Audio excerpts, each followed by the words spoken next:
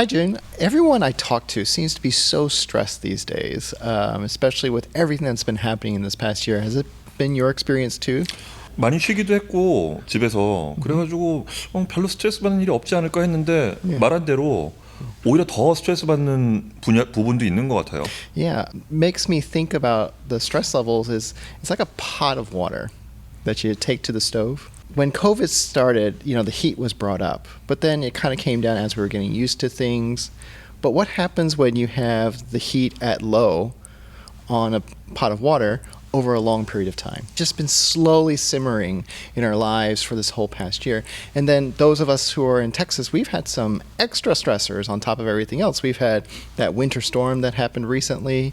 And then just like everyone else, the issues around the economic problems in the country, social injustices, even the recent shootings that have happened both in Atlanta and in Colorado.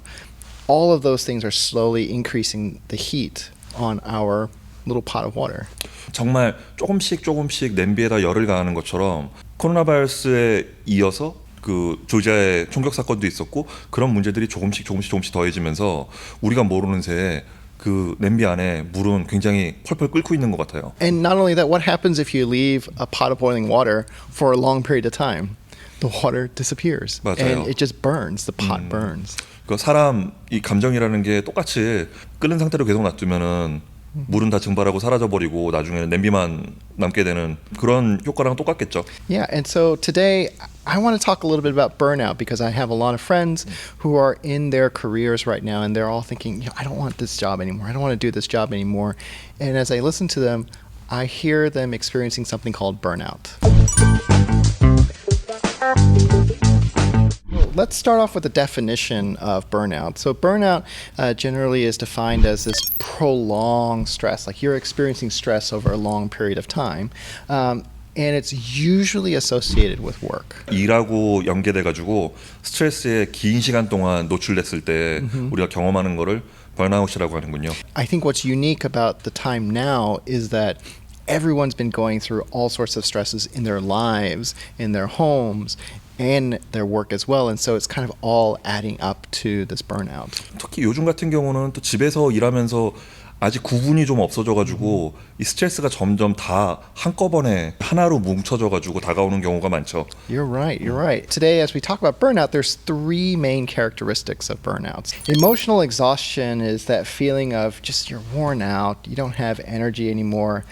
It seems like the gas tank that you have to go through life is completely gone. Like you are running on empty. And you just don't feel like you can do anything. 우리를 어떤 이 움직여주던 동력이 내가 너무 스트레스를 받음으로 해서 다 소진돼 버리는 거군요. The second aspect of burnout, or characteristic of burnout, is what's called depersonalization of work, or you feel disconnected from work. So an example of this would be, I have a very negative attitude towards work. It's like, I don't like work anymore. I don't like the clients I'm working with. I don't like the customers. Or you might get agitated and like just everything sets you off. You're just angry at everything. And so, or you feel like you need to withdraw, like you just don't want to do things. You don't go to meetings. You don't go if you don't have to. 처음에는 그렇게 생각하죠. 내가 좀 게을러졌나? 내가 나 평소에 그냥 하던 일인데 그냥 일인데 왜 유난히 요즘에 이게 이렇게 힘들고 싫지? 이런 게 다 이 번아웃 때문에 경험하는 하나의 문제점들이군요. And that's a really good point. It's, some people may look at that as like, am I just getting lazy? Or do I, am I not doing what I'm supposed to do anymore? And I would say it may not be because you're lazy. It may be because you're experiencing that burnout. You've just experienced so much stress from that work that your body and mind is trying to protect you and saying like, no, we're not going to do that right now because you can't handle it. And then the third aspect is reduced personal accomplishment.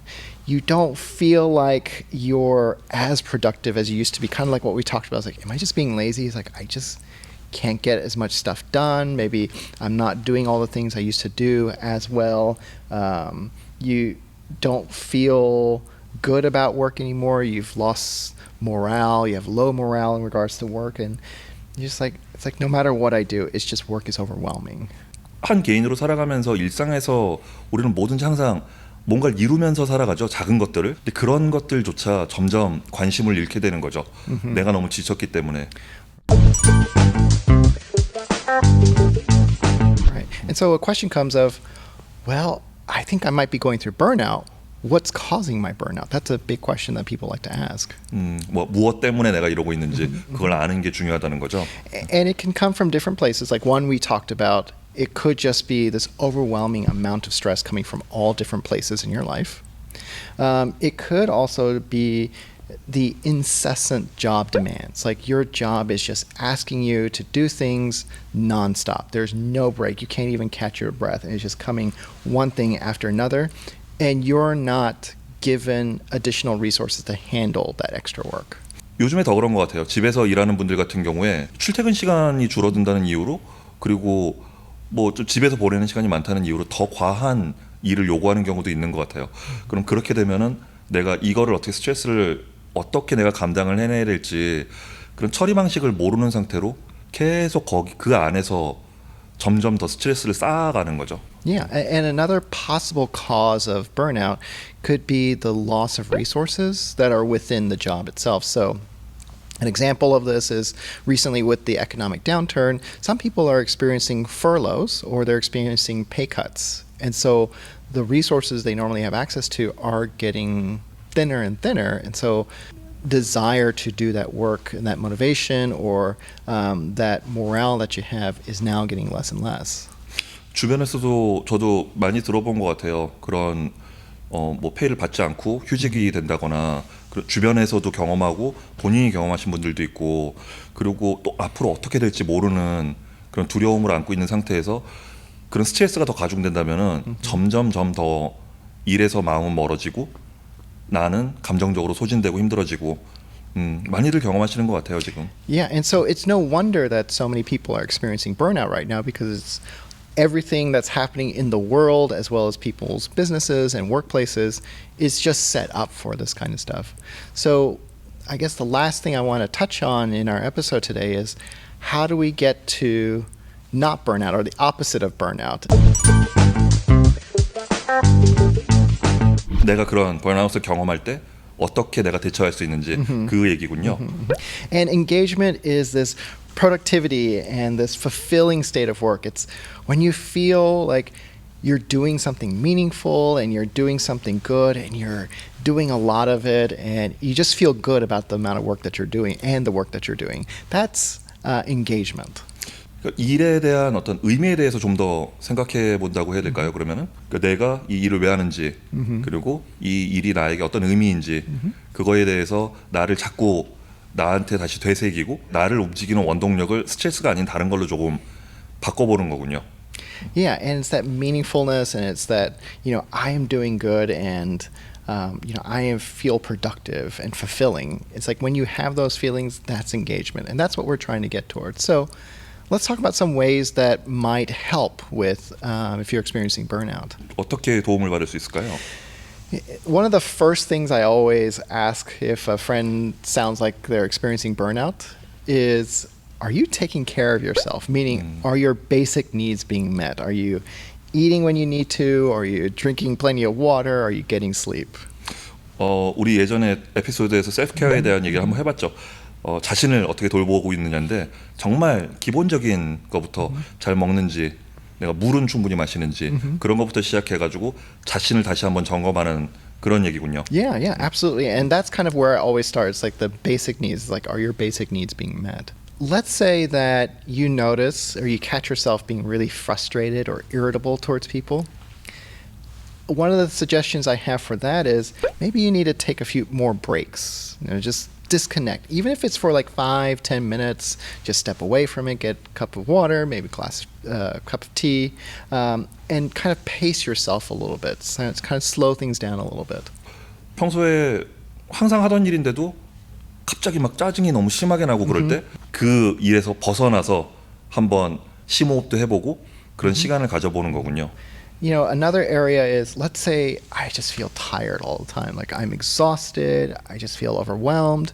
One thing that I would point out when you're experiencing that much fatigue it's how much stimulus is coming into your life.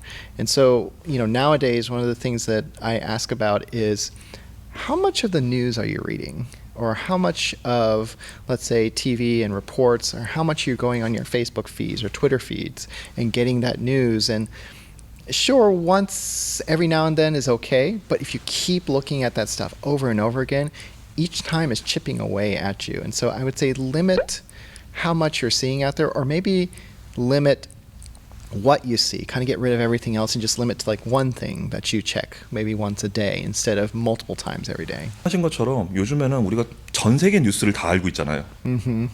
Yeah, we know everything that's happening in the world. 그런 뉴스를 하나하나 다 찾아보면서 굳이 내가 가지고 안 그래도 나는 내 삶에서 오는 스트레스가 있는데 그거에다가 페이스북에 내 친구는 어떤지 어떤 애들은 이렇게 행복하게 살고 있는데 나는 왜 이러는지 이런 스트레스를 내 스스로 찾아가지고 점점 더 줄 필요는 없는 것 같아요. Oh, absolutely. If you have friends on Facebook who are taking vacations and they look like they're having a happy life, and it's like, why am I not on vacation? Why am I not having a happy life? And it's like that adds to all of it as well. 내가 실제의 삶 그리고 나와 상관없는 삶을 자꾸 구분해주고 깨달아가는 것도 굉장히 중요하겠네요. Yes. So kind of limiting the stimuli that are coming to you to keep yourself from being overwhelmed. 나한테 오는 자극을 내 스스로 조절하는 거군요.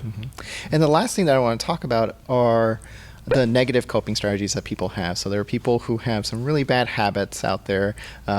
One of my most awful habits is I love junk food. I love eating chips. And so any time of the day I'm not feeling good, I will sit down and start just munching on chips.